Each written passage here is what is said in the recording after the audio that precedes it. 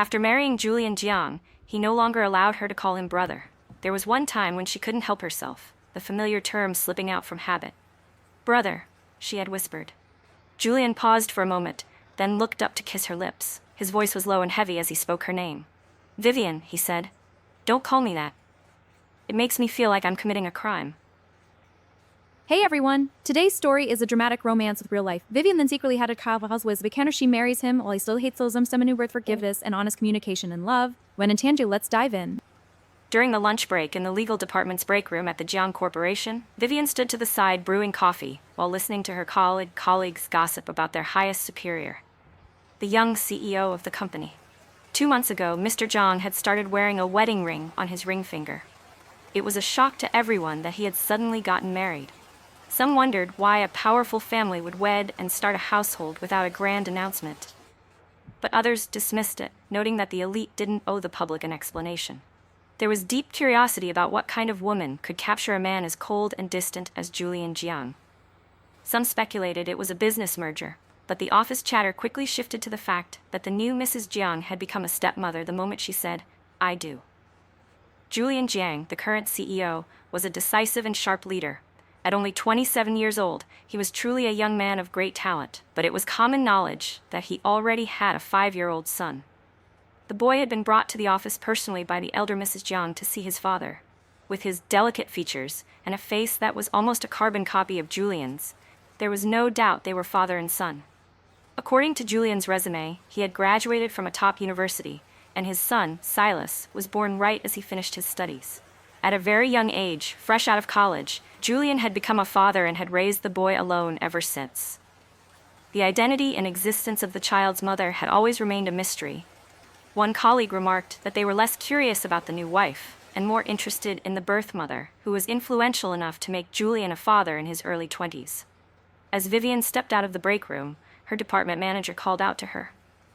"Vivian, come with me to the meeting."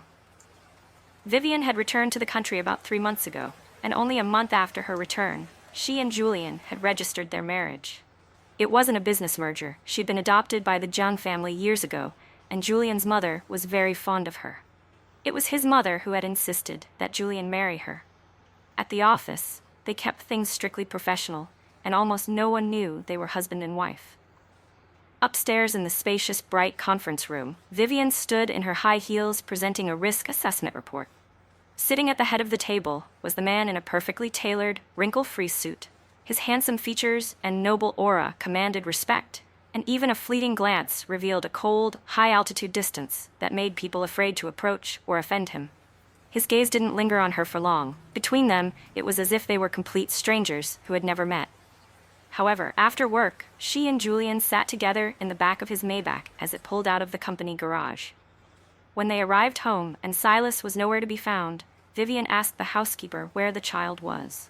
Julian handed his suit jacket to the staff and replied in a low voice that his mother had taken the boy back to the family estate and that he wouldn't be returning tonight.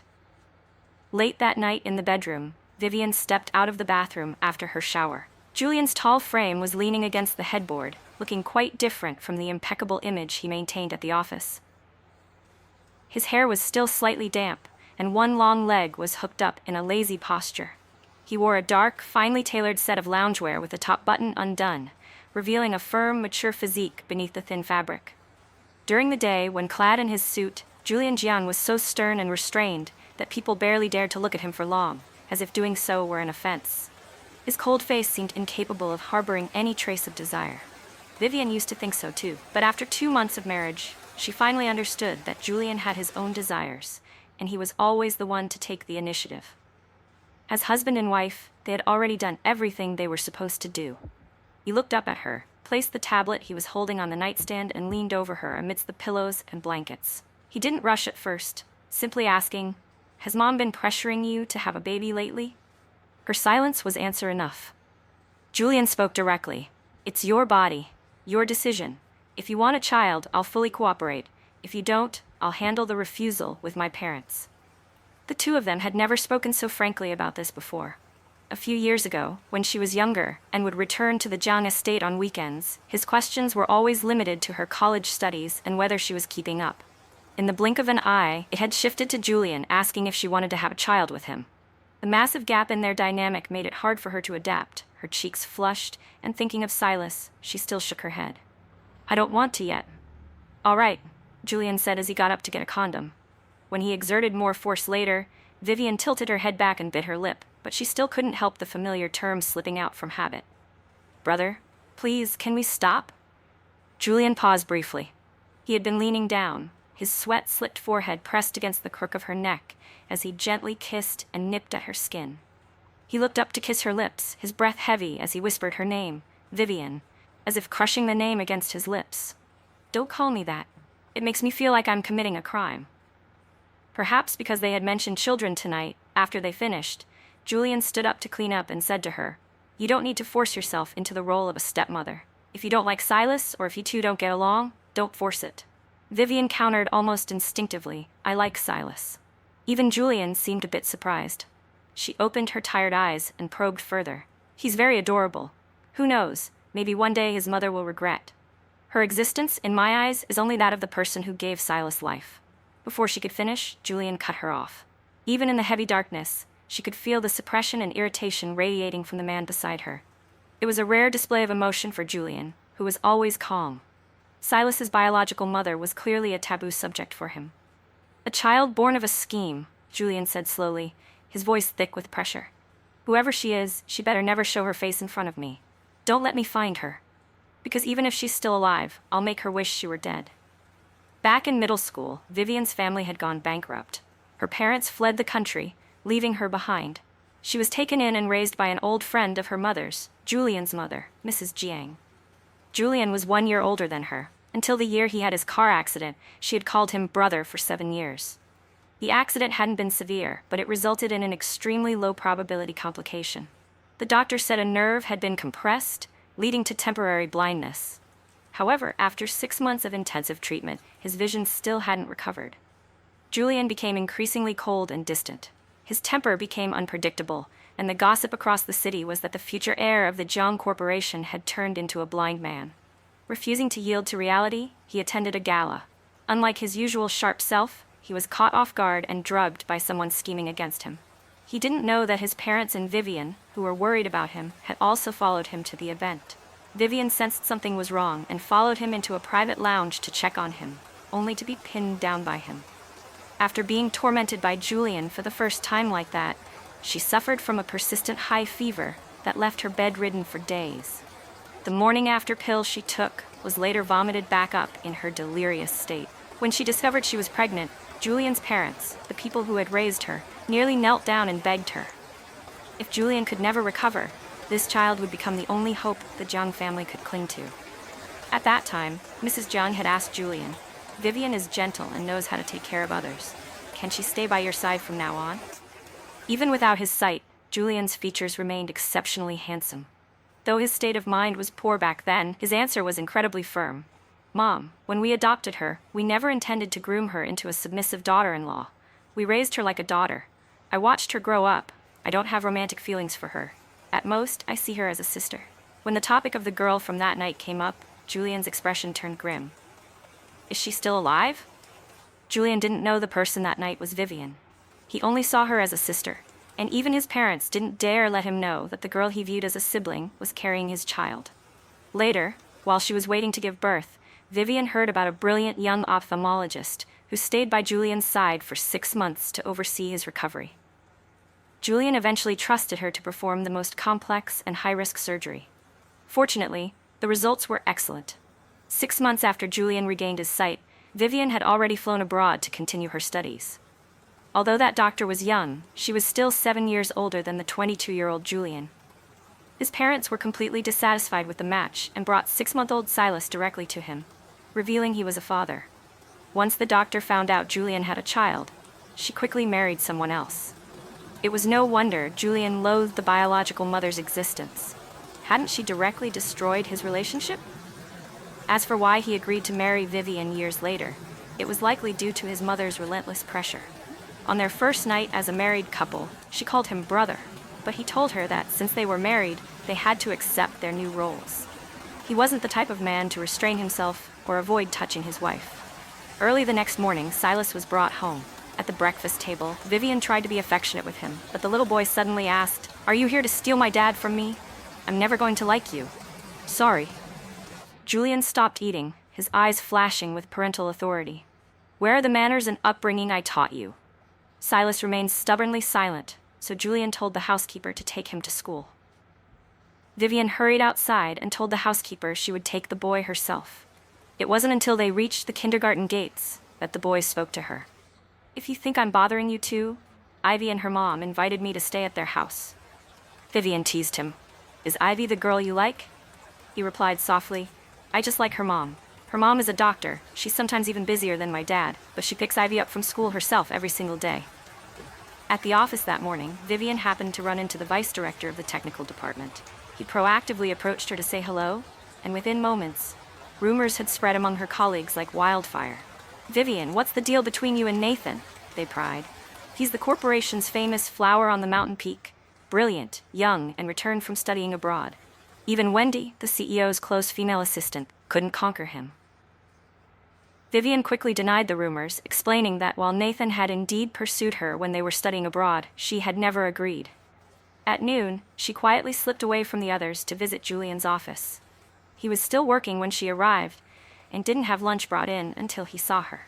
She stayed to eat with him. After they finished, Julian went into the restroom to freshen up. When he stepped back out, Vivian sensed a shift in the atmosphere. Sure enough, he pulled her onto his lap, oblivious to his trousers becoming wrinkled, and pressed his thin lips against hers in a deep kiss. Julian didn't stop at something superficial. His hand reached down to pull the hem of her blouse from her waist. As he kissed her, Vivian's eyes fluttered open slightly, catching sight of the floor-to-ceiling curtains already drawn, and remembering the office door was locked. Only then did the tension in her heart ease. By the time he finally let go, her entire body felt weak. Julian lingered over her lips for a few more slow, tangled moments before pulling away. He took his suit jacket from nearby and draped it over her shoulders. As she leaned against his shoulder, he asked softly, "Should we go to the lounge?" Vivian leaned into his neck and left a very light, frustrated bite mark. "I have meetings this afternoon and work to do." "Don't push it," she muttered. Julian caressed her waist. "We're newly married. Isn't whatever I do with my wife perfectly natural?" Vivian still hadn't fully adapted to this change in status, the reality that they were now legally husband and wife. This was the first time she had heard Julian use that title. In a casual, conversational tone, he asked, "Is the line of people wanting to pursue my wife at this company out the door?" Clearly, he had heard the talk about Nathan. "He was just a senior I knew while studying abroad," she explained. Julian was silent for a moment before asking, "Who else did you know during those years overseas?" At first, she didn't catch his meaning. "I know I probably have no right to ask you this," Julian said slowly. "I don't have an obsession with firsts, but I still want to know. Vivian, who was your first man?" Hearing this, Vivian's blood seemed to freeze in an instant. She truly didn't know how to answer him. While abroad, she had tried to interact with the opposite sex, only to discover that her heart simply wasn't in it anymore. After returning to the country, the initial awkwardness between them had vanished. On their wedding night, they had been perfectly in sync, like a fish to water. She knew he wasn't judging her. It was just a misunderstanding. But the only man she had ever been with was Julian. How could she tell him? The answer to his question was the man he had been 5 years ago, the version of himself he loathed so much that he wanted to make the other person wish they were dead. That person was her. "Never mind," Julian said, being the first to change his mind. The look of cold rationality returned to his eyes. He reached out to fix his collar, which she had unbuttoned. "Regardless of what happened in the past, we're married now. Let's just live well together from here on out." The reason Vivian had gone to see Julian at noon was to ask him to leave work early so they could pick up Silas from kindergarten together. In the end, he agreed. After school let out, Silas was visibly surprised to see both of them there. The little boy was being led out of the school gates, holding the hand of a woman. The woman's other hand was holding that of a little girl. Vivian had already guessed that this must be the mother of the girl, Ivy, whom Silas had mentioned, but she didn't expect the woman to look even more surprised than they were. "Silas, Mr. Jiang?" She spoke before Vivian could. "I'm Sarah. I was the surgeon who operated on you back then. I'm sure you still remember me." Vivian hadn't expected that Ivy's mother would turn out to be that same female doctor from years ago. Sarah's attention shifted to her, and Julian spoke up to introduce her. This is my wife, Vivian. Sarah gave a thin smile. So, you're married now. What a coincidence. She added a compliment, noting that his wife's age and appearance made them a very well-matched couple. She had originally started to lead her daughter away, but suddenly she turned back and hurriedly stepped in front of Julian. Mr. Jiang, saying it's a coincidence actually isn't quite right. I recently got divorced, and I'm going through a bit of a hard time. After your surgery was successful back then, the Jiang family promised me a favor. I didn't ask for anything at the time. Can I still make a request now? Julian's face remained calm. No one could tell what he was thinking in that moment. The phone in his pocket rang, temporarily cutting Sarah off. It seemed to be an important call, because Julian, who always maintained strict etiquette in front of others, had to excuse himself. He took out his phone to answer. Standing so close, Vivian heard the voice clearly. Mr. Jiang, I have a lead on the person you've been asking me to investigate. Julian's response was brief and his tone steady. You found them? Mr. Jiang, I won't disappoint you this time. He didn't say anything more. After Julian hung up, Sarah spoke again. The situation with my ex-husband has turned incredibly ugly. She held out a bruised arm. I'm a doctor, and he's even threatened to break my hands. The sight of the mother and daughter pair was enough to evoke sympathy in anyone. Please help me, Mr. Jiang. Can my daughter and I seek protection from you or the Jiang family? Her daughter looked up timidly at Julian as well. Sarah had married 6 months after Silas was born.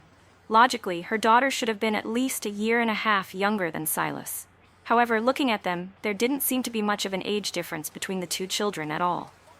Sarah was candid about it. The child isn't my ex-husband's. My biggest fear is her getting hurt. The Jiang family has always kept their word.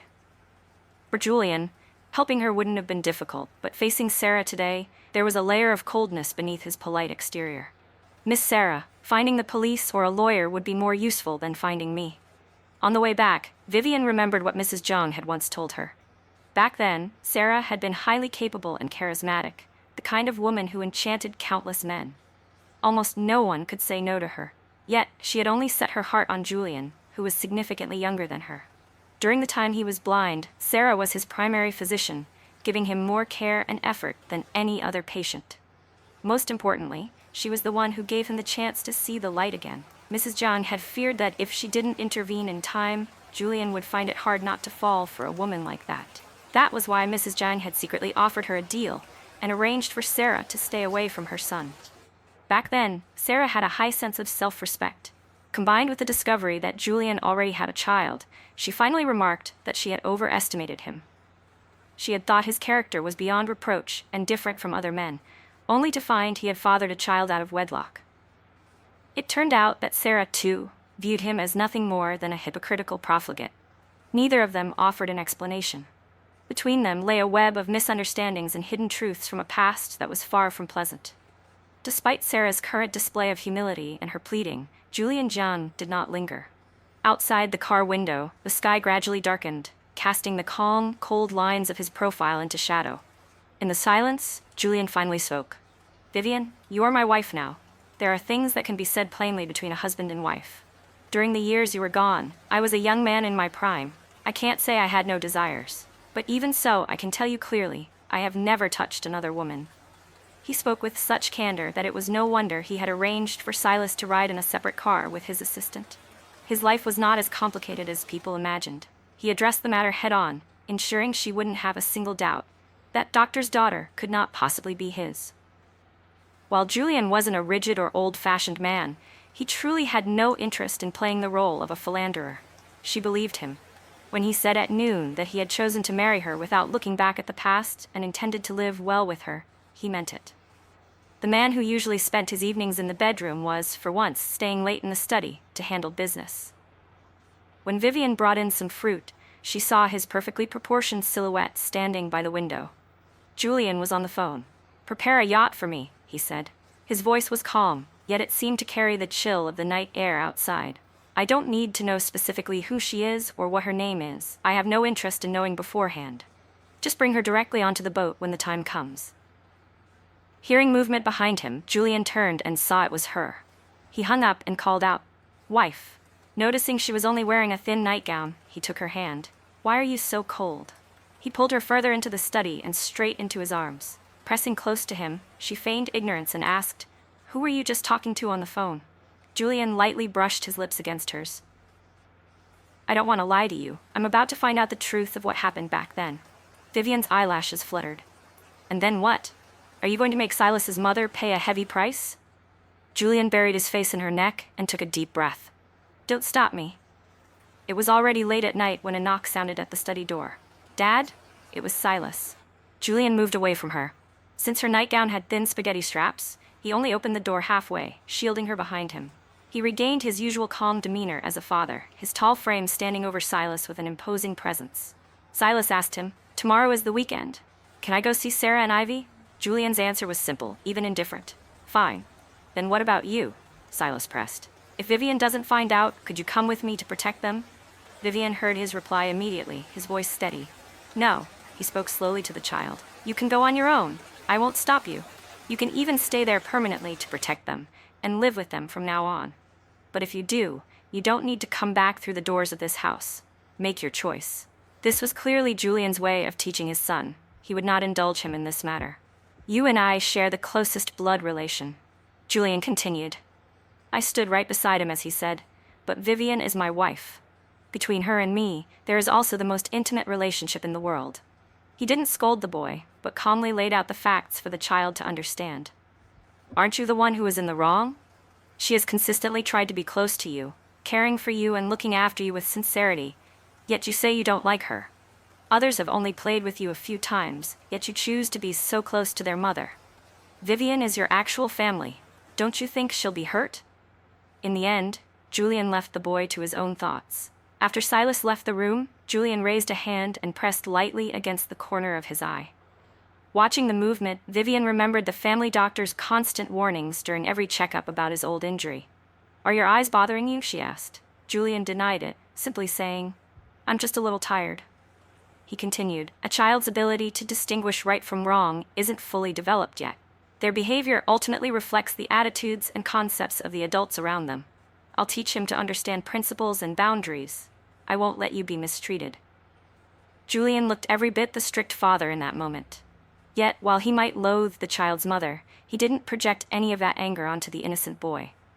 Beneath his stern exterior, he couldn't hide how much he truly cared or his deep intentions for his son.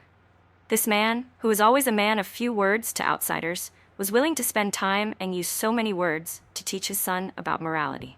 Julian was naturally rational, calm, and self-controlled, with a powerful and steady inner strength. Only that single truth from years ago, the one he was determined to uncover, seemed to remain a lingering tumor in his heart. It was as if he had to personally tear open the wound one more time to finally allow the hidden sickness to heal. Facing the man who had shared her bed for many days now, Vivian felt a complex wave of emotions tonight. She went to find a cooling eye mask, leaning over to help him apply it and then carefully fitting a black sleep mask over his eyes. Even if the chance was slim, she didn't want to see Julian's old condition flare up again. After washing her hands, Vivian returned, her fingertips still damp with a few droplets of water she hadn't wiped dry. Julian was still sitting on the edge of the bed, his long, clean fingers resting against the dark bed sheets.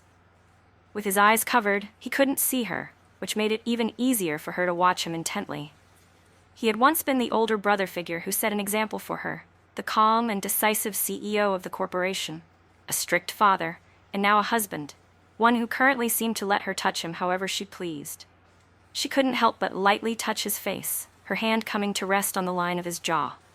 The moments of intimacy they had shared since her return flashed through her mind. Right then, she desperately wanted to confirm one thing. Julian, do you like me now? She was afraid she might not have the chance to hear the answer later. He didn't answer directly. Instead, he lowered his head and took one of her fingers into his mouth. Her damp fingertip touched the inside of his mouth, and he proactively swirled his warm, soft tongue around it. His expression remained cold and formal, exactly as if he were giving a speech at the company. Yet his actions were pure indulgence. A long moment passed before Julian spoke softly. Wife, of course I like you. Sunday evening was the Jiang Corporation's mid-year anniversary gala, held at a luxurious hotel owned by the group. However, Julian Jiang, the CEO who was supposed to be present, didn't seem to show up tonight. In stark contrast to the lively atmosphere of the party, the scene out at sea was one of near absolute silence. On the yacht, Vivian was still wearing her champagne pink evening gown. Her head spun, When the private investigators had approached her, she realized that hiding the truth from Julian for 5 years had been her limit. She had asked them if they knew her current identity. Someone replied, "Mrs. Jiang, when the investigation turned up these results, we were also very surprised. No one expected that the person you've loathed for all these years would also be your current wife. We are paid to do a job. Even if this result could have a massive impact on your stable life and family with Mr. Jiang, we still have to deliver these findings to him." From the moment she chose to return to the country, she knew this day would come. She had stopped thinking about escaping reality. She simply didn't know how to bridge the gap between herself and the father and son. But she never expected that Julian would loathe Silas's biological mother so much that he wanted her to disappear entirely. That realization had drained her of the courage to be honest, fearing that everything she currently possessed would vanish like fading fireworks. In an instant, she couldn't bring herself to be the one to turn their love into hate. She could only let Julian uncover the answer himself. Tonight, the cabin door was pushed open, and the sound of steady footsteps echoed inside. Vivian leaned weakly into the chair, wrapped in a black cloak that covered her entire body, with a hood concealing her face. When Julian came to a halt, he looked down coldly at the woman before him. Seeing her tremble slightly, as if she had only just discovered what fear felt like, the man seemed unwilling to waste any more time. "I don't need you arbitrarily changing the trajectory of my life," Julian said directly. "This was a provocation against me. I won't kill you." Now that he had a wife and child, he wasn't about to be reckless. He continued nonchalantly, "But the things a person has to endure while they are alive can sometimes be scarier than death, wouldn't you agree?" He was determined to make her taste the sensation of having her current life completely overturned. Outside, the waves surged, and the night felt like a giant abyss, making the woman's silence seem even more abnormal. Julian's expression remained calm as he finally raised his hand. He needed a resolution to this agonizing problem. There had to be a clear conclusion. He just didn't know yet that his affection and his loathing were about to collide. His fingers reached for the edge of the hood obscuring her face, and he decisively flipped it back. The black cloak slid down, fully revealing a slender frame and a face so familiar that Julian couldn't possibly mistake it. A man who always maintained his composure, Julian could not hide his shock in this moment. "Vivian?" He pulled out his phone, seemingly wanting to confirm whether he was mistaken or not. Vivian couldn't keep hiding. She gripped his sleeve tightly. "What you see is the truth. How old were you even back then?" Julian finally spoke a long while later. "I taught you how a girl should protect herself, didn't I?" Vivian had never seen Julian look so pained. "What stage of life were you even in? How could you let yourself get pregnant while living at the Jiang estate?" Mrs. Jiang hadn't been overly strict with her, but when Vivian had reached adulthood and was preparing for college, it was Julian himself who had handed her a disc. Back then, he was calm and a man of few words, and he hadn't explained the contents in front of her. It wasn't until she watched it that she realized it contained extremely detailed information on sexual health and physiology. During her college years, they lived in 2 different cities. As her older brother, he had told her, "In the future, when dealing with any man, you must first know how to protect yourself. Don't let yourself be easily coaxed by anyone at school." Thinking about their relationship back then, she asked softly, "Do you think what happened between us back then was disgusting?" She knew what he was doubting. "I was sick afterward. I took the pill, but I threw it all back up. What did you want me to do?" The arrival of Silas had indeed turned his life upside down. At that moment, Vivian's blood sugar was already low, and coupled with seasickness, she was in no state to continue. She fainted shortly after. When she woke up, she was no longer on the boat, but lying on the double bed in their bedroom at home. Recalling Julian's rare display of fury, she had half expected to wake up having been exiled to North America or South Africa. It was a call from Mrs. Jiang that woke her up. It was still the middle of the night, around 3 or 4 in the morning. Since they got married, Vivian had changed the way she addressed his mother. Picking up the phone, she called her Mom. "Vivian," Mrs. Jiang said, "Julian came over in the middle of the night asking if we had forced you into this. He knows everything now. I've never seen him so angry with me before. I'm afraid he might take his frustration out on you. Maybe you should take Silas abroad for a while to clear your head." Vivian didn't leave the country, nor did she try to avoid him. When the new week began, she attended the departmental meeting. Julian was sitting at the head of the table as usual, though he seemed a bit distracted today. Although he was wearing his formal 3-piece suit, he leaned back in his chair with a weary air. If one looked closely, the exhaustion was visible in the dark circles under his eyes. The watch and tie clip he usually wore were nowhere to be seen. When her eyes accidentally met his, her presentation faltered for a second. He hadn't come home all night. Where did they stand now? Was this their first real conflict, leading into a Cold War? Julian was a man of few words and a cold temperament, while she was always gentle and calm. Before her, he had always maintained a mature, indulgent facade. She never imagined a day would come when they would actually trade sharp words. As the meeting ended and Vivian stood up to leave, an accident occurred. A male colleague, busy packing up his laptop, accidentally swung his elbow hard into her lower back. The force was so great that she stumbled forward, her waist slamming directly into the sharp corner of the conference table. The pain was so immediate and intense that a cold sweat broke out across her forehead, and she collapsed to the floor. Her colleague turned pale and reached out to help her up. "Move," came Julian's voice. Her light beige blouse was already stained with blood. Julian's expression was grim as he quickly shed his suit jacket and draped the oversized garment over her to cover the wound. He sat down and lowered his head, subtly lifting her shirt to privately inspect the injury. Her waist had always been a delicate area. After checking the damage, he took a clean handkerchief from his assistant and pressed it gently against the cut to stop the bleeding. Then, in front of everyone, he tucked his arms under her legs and carried her directly to the hospital. Fortunately, there was no damage to her bones or internal organs, but Julian insisted on having her admitted. Later, a nurse came in to change her dressings, followed by a female doctor wearing a mask. Initially, Vivian didn't pay attention to who it was. Julian remained in the room. When the nurse moved to ask him to step out, he simply said, "I'm her husband." As Vivian lifted her hospital gown, his gaze, unfiltered and intense, fell upon her waist and abdomen. He frowned slightly before stepping out of the room. The doctor followed him. A conversation drifted in from the hallway. "I noticed earlier that you should avoid straining your eyes," the doctor said. "You've had surgery before. If you feel any discomfort, you really should come in for a comprehensive checkup." Only then did Vivian realize it was Sarah. Julian's voice was even colder than it had been days prior, and his words were more blunt. "Miss Sarah, I am a married man now, and I am certainly not the only man in this world." Julian was outside for about 10 minutes. He didn't linger and quickly returned to the room. Now, it was just the two of them. From his exchange with Sarah, Vivian could read between the lines. He had never even entertained the thought of a divorce. Julian walked over and knelt halfway beside the hospital bed. Vivian expected him to continue settling the score with her, but instead he said, "I'm sorry. Vivian, it was my fault back then for being such a mess. It wasn't that you did anything wrong," Julian admitted in a low voice. "I've said a lot of threatening things, but don't be afraid. If it were anyone else, I would definitely make them pay. But because it's you, I can't help but be biased. I just feel like it was my own failure." Bit by bit, he explained that in that moment on the yacht, the only thought in his mind was that she shouldn't have had to endure those things for him so early in her life. That was the only reason he had questioned her, gotten angry, and raised his voice. He never intended to take his frustrations out on her, nor had he ever felt disgusted.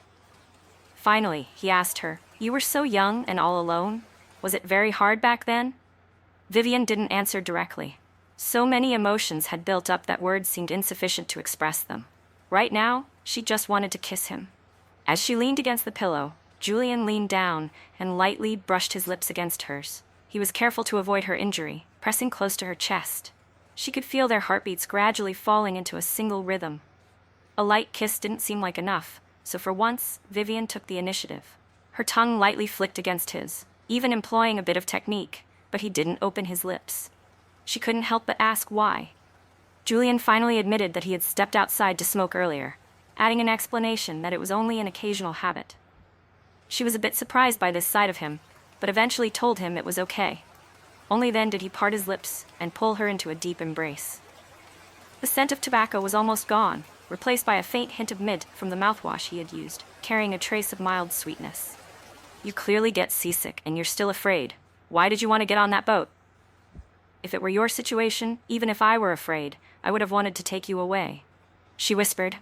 Just as Julian was leaning over to kiss her, the ward door suddenly pushed open.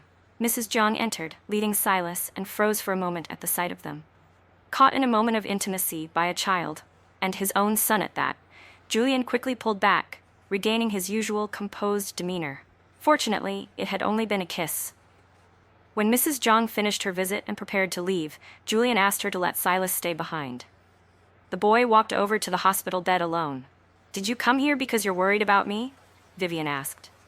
The boy spoke up. "I heard your stomach was bleeding. I thought you lost the baby." Vivian spoke to him directly. "Your dad and I aren't going to have another baby. It's because we haven't loved you enough yet." His eyes widened slightly. Even though Silas was intelligent, at only 5 years old, things like miscarriages were still beyond a child's grasp. She asked him, "How did you know that a bleeding stomach means losing a baby?" "Ivy told me," he answered. "Her mom was injured once and lost her little brother. So that's why you wanted to protect them?" Vivian thought. A child raised by Julian Jiang himself was bound to be exceptional. Silas was clearly a very kind-hearted boy. Meeting Sarah again in the hospital, Vivian said to her, "Why don't you let me help you? I work in corporate law, but I hold a bar license. I can absolutely take on a personal case. There should be zero tolerance for violence."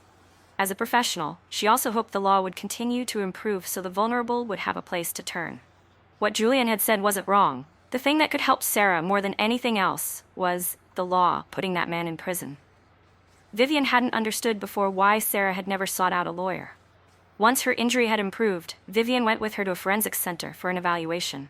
On the way back, they sat in a coffee shop near the hospital to organize the documents.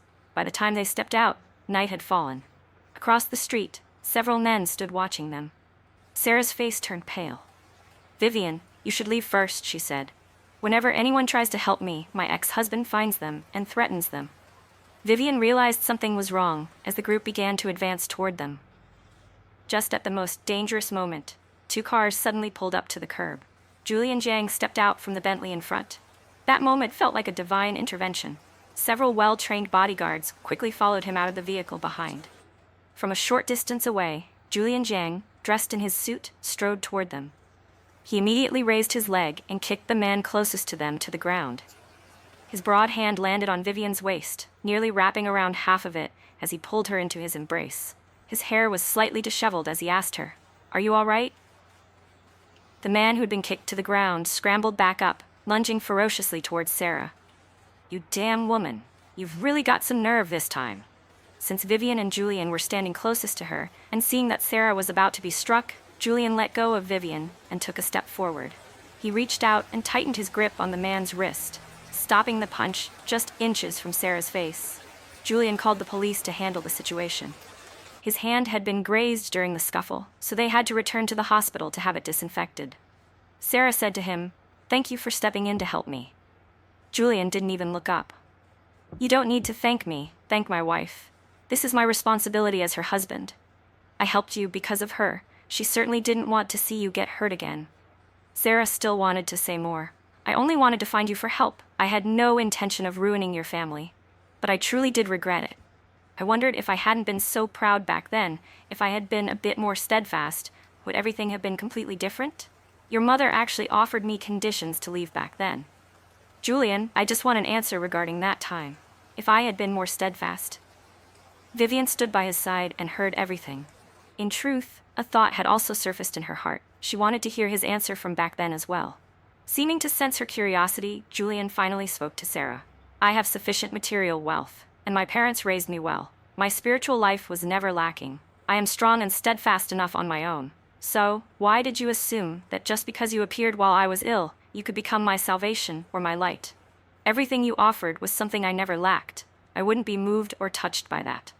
Miss Sarah, I thank you as a doctor who helped me with my surgery, but I also paid the fees in full," he continued. "Even if, in the eyes of many back then, you were the kind of person everyone admired, and I admit you have your excellences, I would not be attracted to you.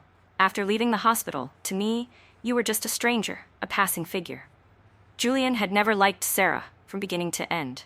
To him, how could liking someone be that easy? The person he liked was someone he had silently cherished for many years, patiently waiting until they were close enough to finally dare to gently touch the newly opened petals. On her final night in the hospital, he slept with her on the hospital bed. She said to him, "It turns out that just by calling you husband, I can feel so much peace of mind." Then she asked him again, "Have you actually liked me for a very long time?"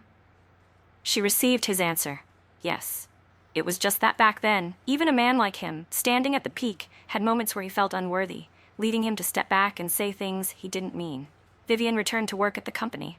That night at sea, for both her and Julian, felt like tearing away a long-maintained layer of calm to reveal the surging waves beneath, only for them to miraculously settle into stillness at last. Even she hadn't expected everything to be resolved so smoothly. It was as if the intense loathing that once swirled in Julian's heart had turned into mist and vanished the moment he realized that person was her. Even as he slowly reminisced, Julian Jiang seemed to feel that his life had finally cleared up completely. The most obvious sign was that a man who previously never showed his emotions was recently in an increasingly good mood. It was plain for everyone to see. The day he carried Vivian directly out of the meeting room, many people witnessed it. Such an intimate act between a married CEO and a female employee was bound to spark gossip. Before the rumors could spiral out of control, Julian took the initiative to go public with their wedding photos. In a massive corporation, a few whispers were inevitable. After Vivian finished a meeting with her manager and headed back, Julian, who rarely left work early, returned to the department with her. They happened to overhear a conversation between two colleagues who were actually quite close to Vivian. "How can she get promoted after only 2 months?" one said. "Turns out the CEO's wife just did a crash landing into the position." The other replied, "CEO's wife sounds nice, but she's just a young stepmother. I heard it was because she's close to Mrs. Jiang. The mother forced the son to marry her." Julian's mood, which had been fine moments before, gradually chilled. While the two were still gossiping, unaware of their arrival, he spoke up directly to cut them off. If a man cannot even decide his own marriage, then that is his own incompetence and failure. The man and woman turned around, visibly terrified. "I only married the person I love, and she is also the mother of my child. The reason I didn't disclose her full identity from the start was that she never needed to make family and children her entire center of gravity." He countered every word, refusing to yield an inch. "In business, I treat everyone equally, but in my personal life, if I don't favor my wife, should I favor you? I don't want to hear words like this again." Later, on the way to pick up Silas from kindergarten, Vivian thought about telling the boy the truth, that she was his biological mother. Julian said, "I'll tell him with you." In Julian, she always saw how a good relationship could become a source of strength and mutual protection. Vivian led Silas into a convenience store. The boy looked at the snacks on the counter. "Dad usually doesn't let me eat these. Can I pick everything today?" she whispered to him.